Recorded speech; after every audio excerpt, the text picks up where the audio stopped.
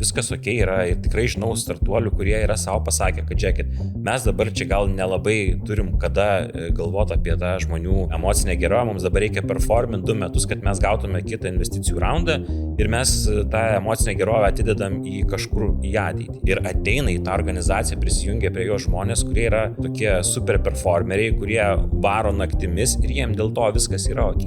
Ne ok yra, kai yra didžiulė neatitiktis tarp organizacijos vertybių ir tarp žmonių, kuriuos jie bando prisivilioti, prisisamdyti. Tai toks tada gaunasi, tai tu tada išdūrėjai, ne? Tai jeigu samdantysis vadovas tave ten, nežinau, klausinėja ir tau knisa protą, kad čia pas mus, vėlgi, ten visi jodinėsim ant vaivorykščio, o tu atėjęs supranti, kad, chebra, čia po 12 valandų daužo ir šeštadieniais jie visi dar biure. O man tai sakė kitaip, o tai kur mano vienaragiai, kur mano baseinai, žinai. Tai kai tai esi apgautas, tai, gal ne faina, bet tikrai yra žmonių, kurie sako, žiūrėk, mes kalsim babkės po 12-14 valandų prisijung. Ar tokių žmonių bus daug? Ne, bet jeigu ateis, tai tu žinai, kad jie ateis ne mėnesių laiko.